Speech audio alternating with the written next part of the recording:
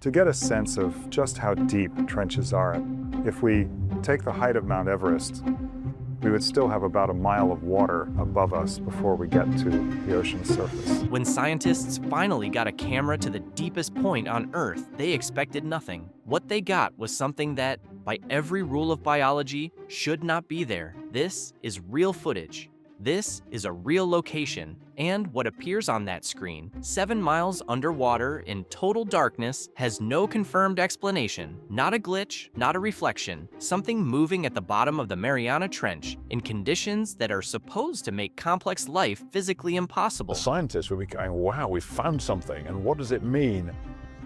Is it a little hole? Is it a big hole? What kind of feature is it down there? The researchers who first reviewed this footage went quiet. They rewound it, they watched it again, and then they started asking a question that nobody in that room was prepared to answer. If the ocean floor at Challenger Deep can produce something like this, what else is down there that we haven't filmed yet? What the cameras found?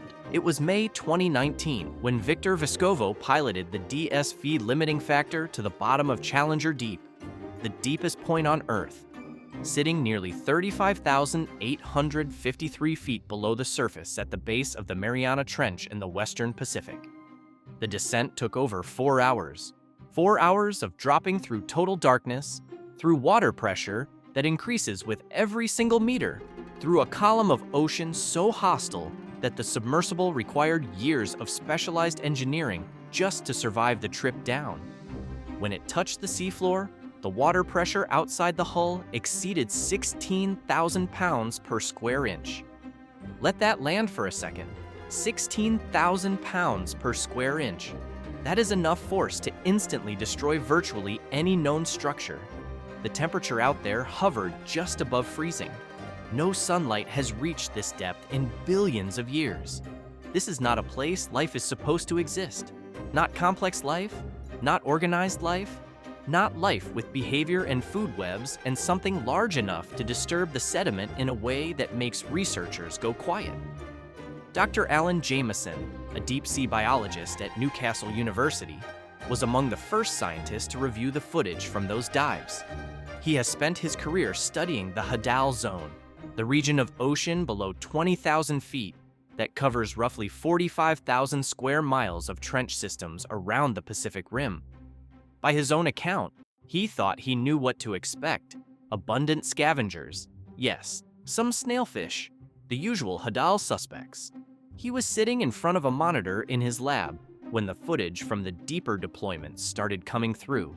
The ones pointed not just down at the seafloor, but out into the darkness surrounding the camera rig. And he noticed something at the edge of the light that he could not immediately classify. A shape, a displacement, something that moved. He rewound it, watched it again. Here is what makes that strange. Whatever caused it never came into frame.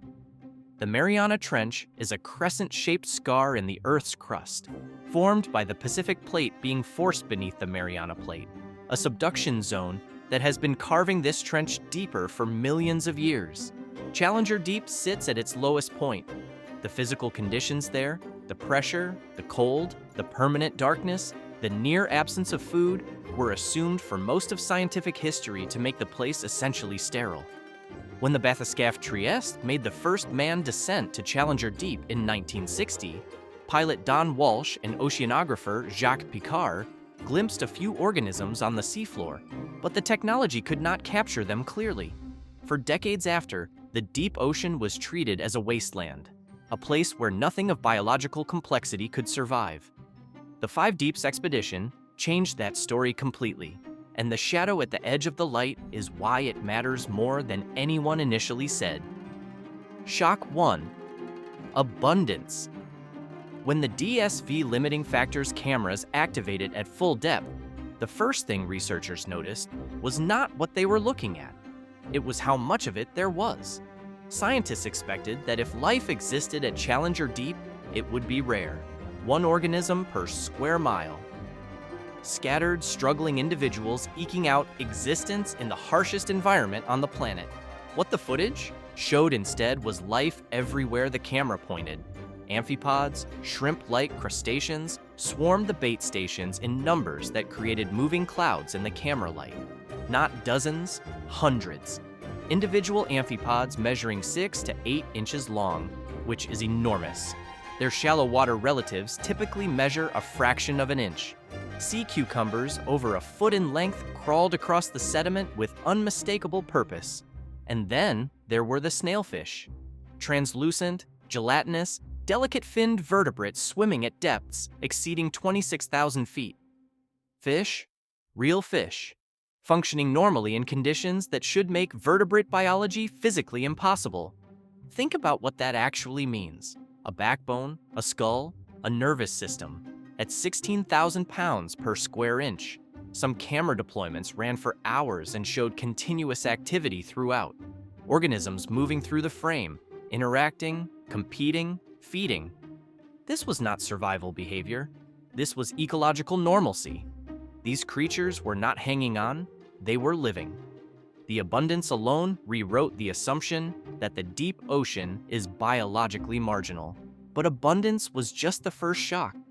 And here is the part that should make you stop. If there are that many creatures down there, that many fish, that many amphipods, that dense an ecosystem at the bottom of the world, then whatever made that sediment disturbance at the edge of the frame had plenty to eat.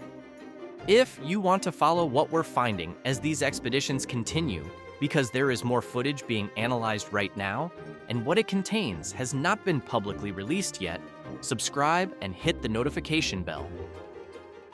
The thing at the edge of the light is only the beginning.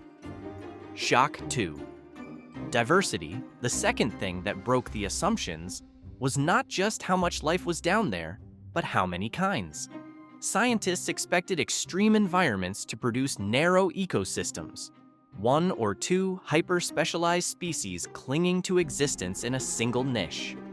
The footage and samples from the Challenger deep dives revealed dozens of distinct species across multiple phyla, multiple amphipod types with different body forms and different feeding strategies, several sea cucumber species using completely different locomotion methods, snailfish in multiple distinct forms adapted to different depth ranges within the Hadal zone, polychaete worms, isopods, organisms that don't yet have confirmed classifications because no one has seen them before.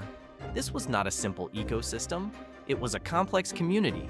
Predators, scavengers, filter feeders, detritivores, all occupying distinct ecological roles, all interacting with each other, all operating within a food web that had the same basic architecture as ecosystems in environments we consider normal, just running under conditions that, by every prior model, should make complex ecosystems impossible.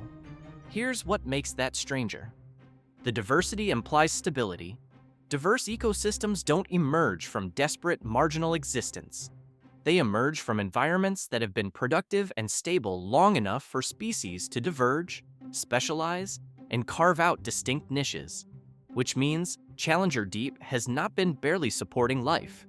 It has been supporting it so consistently for so long that evolution had the runway to produce something that looks like a complete world down there, a world where something large enough to disturb the sediment has had millions of years to develop, and we have filmed almost none of it.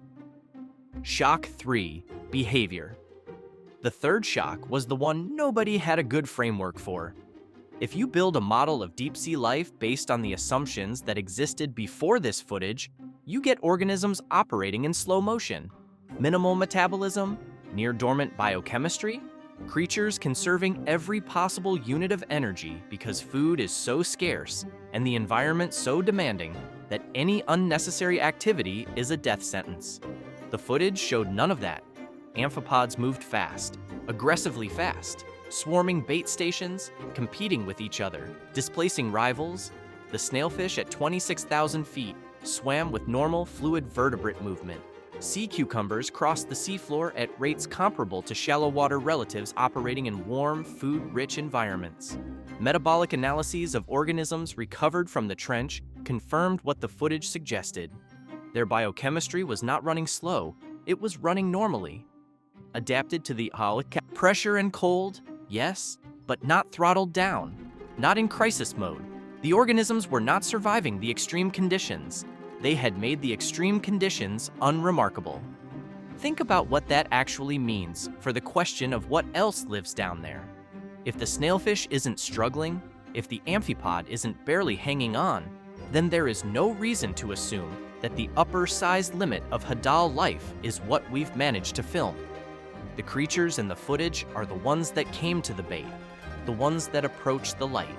They are almost certainly not the whole story, which brings us to the part of the footage that nobody is talking about loudly enough. Something larger in the dark. This is where it gets uncomfortable. Set aside the amphipods. Set aside the snailfish and the sea cucumbers and the thriving ecosystem that wasn't supposed to be there. Focus on a specific category of footage from the Challenger deep deployments. The shots pointed outward, into the surrounding darkness beyond the camera rig's light radius. In multiple deployments, the footage recorded large disturbances in the sediment that did not correspond to any organism in the frame. The seafloor around a camera rig would be still, and then a section of sediment would surge, displaced by something moving close to the bottom, just beyond where the light reached.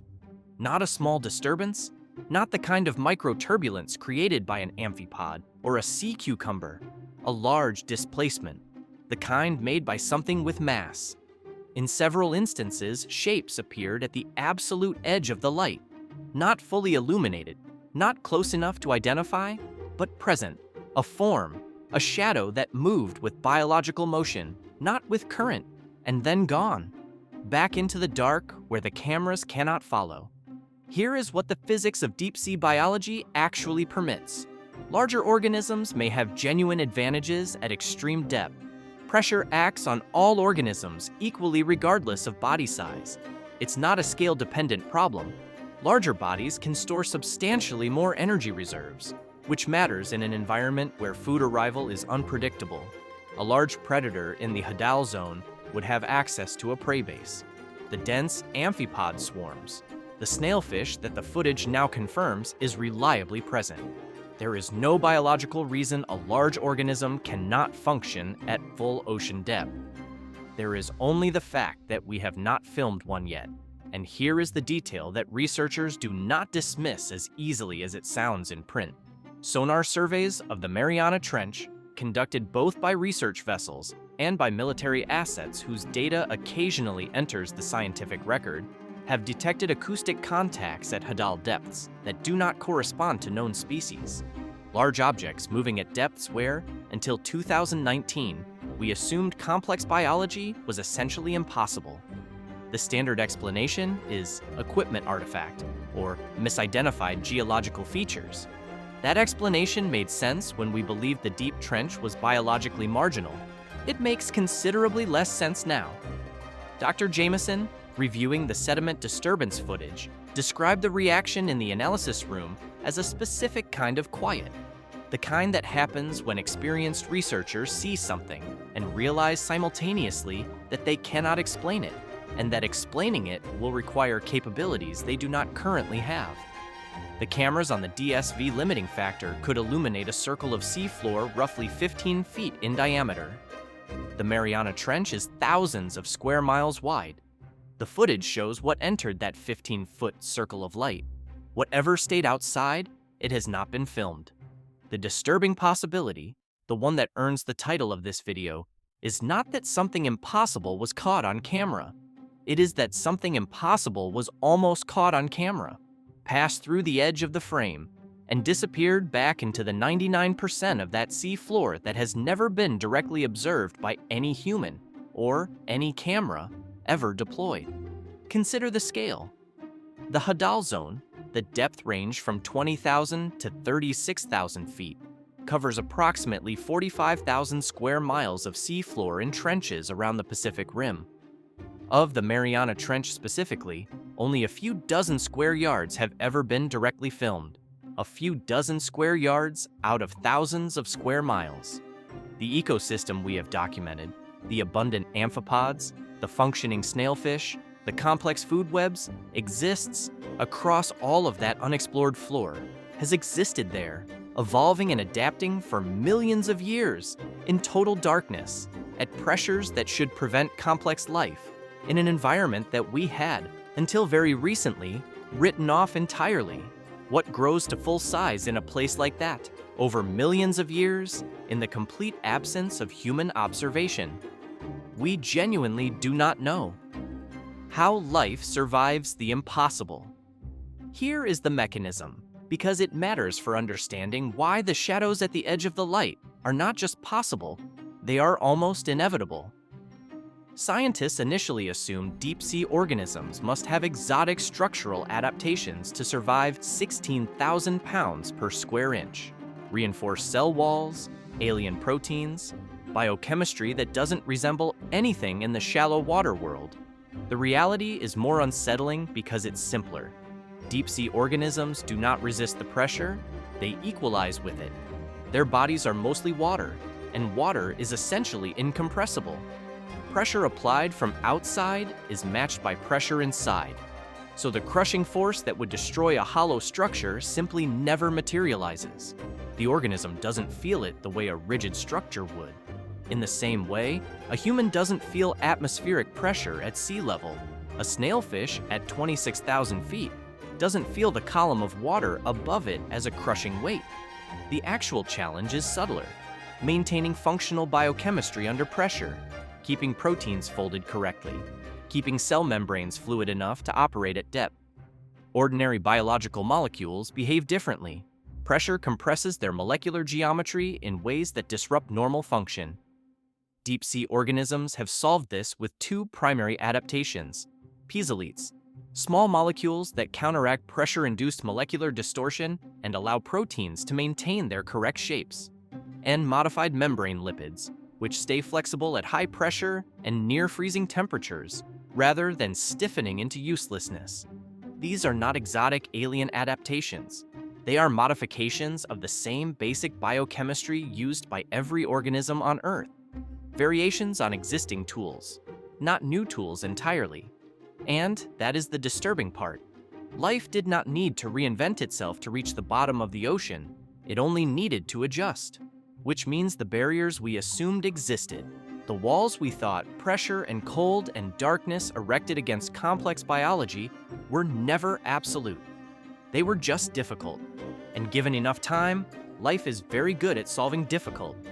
If the modification cost to survive Hadal depth is that low, then the range of environments that could support complex biology is dramatically larger than the pre-2019 model assumed. It means life could exist in places we have not looked, in the deep subsurface of Earth, in the pressurized oceans beneath the ice shells of Europa and Enceladus, in environments on other worlds we have assessed as sterile and moved on from. The Mariana Trench organisms prove that pressure is not a wall, it is a door, one that life has already opened and walked through millions of years ago and built an entire world on the other side of. The energy problem. But here is something that still does not fully add up, and the researchers are the first to say so.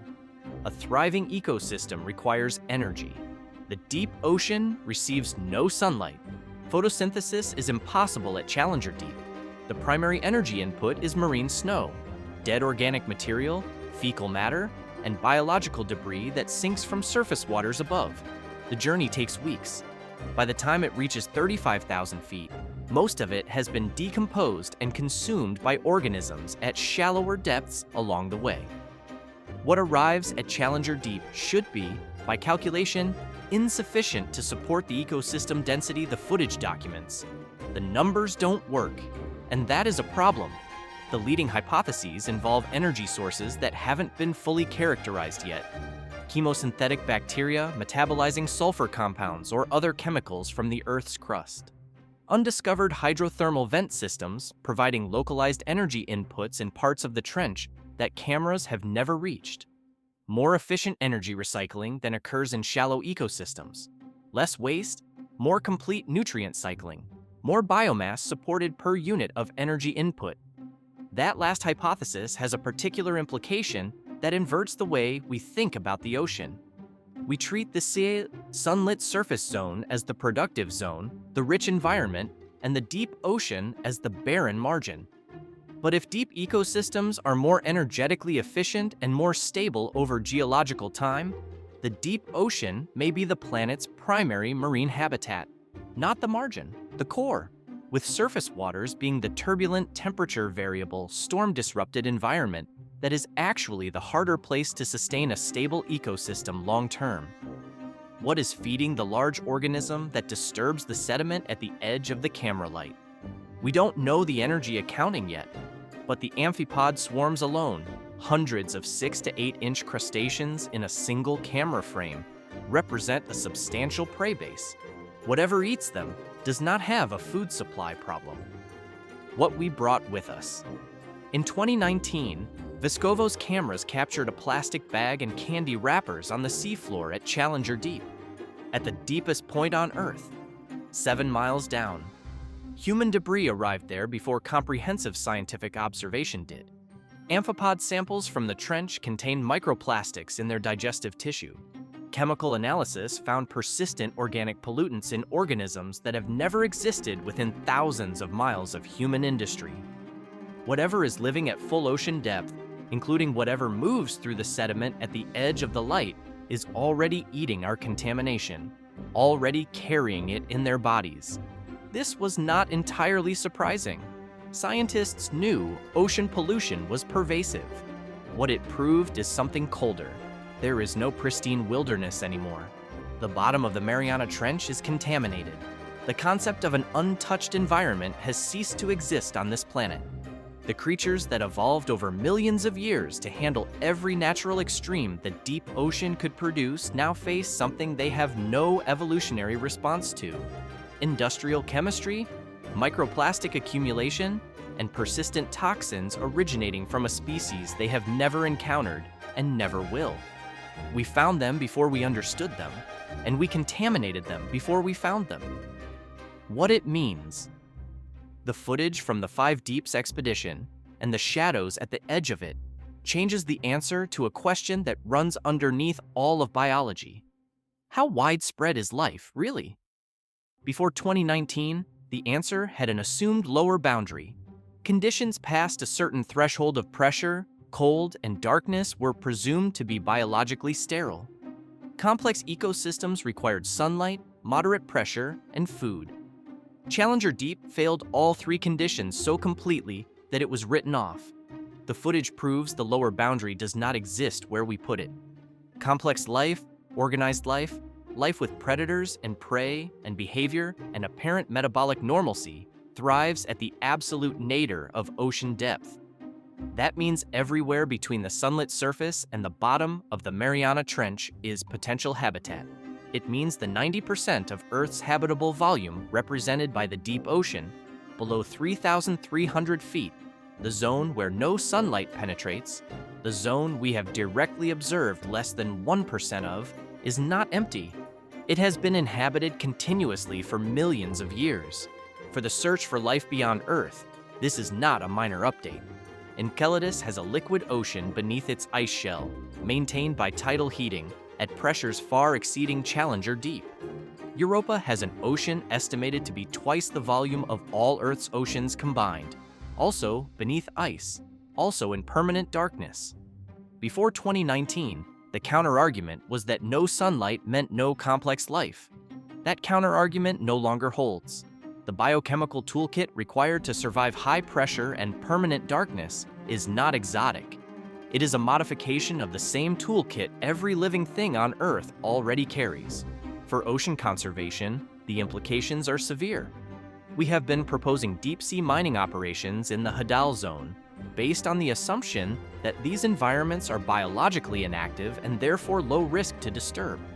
That assumption is now demonstrably wrong.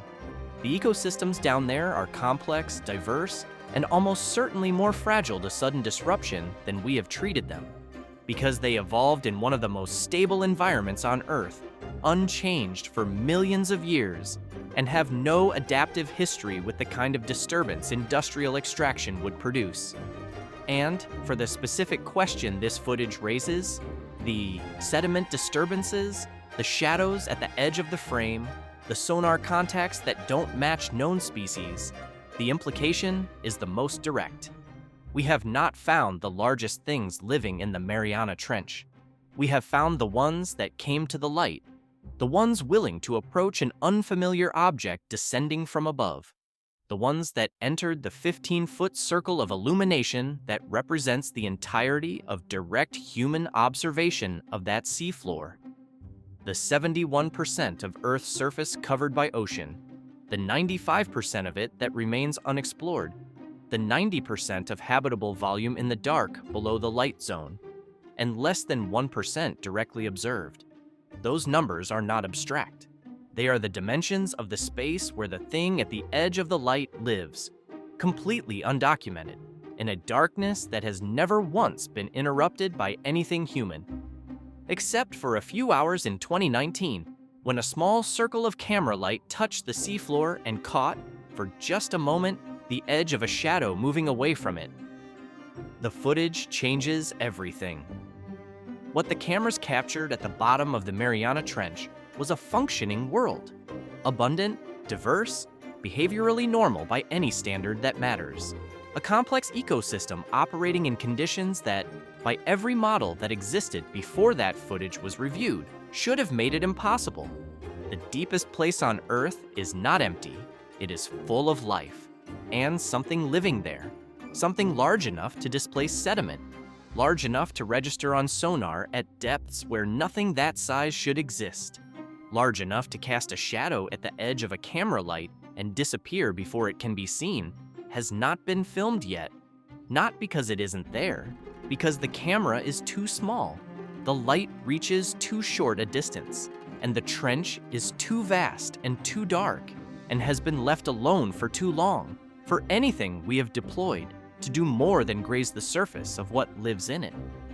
Vescova went to the bottom of the world and turned on a light. What gathered at that light was astonishing. What stayed in the dark is the question that doesn't have an answer yet. And the reason the footage, even now, is still being reviewed, still being slowed down, still being watched frame by frame, for whatever passes through the edge of the light and disappears before anyone can say with certainty what it was. That is what the footage revealed.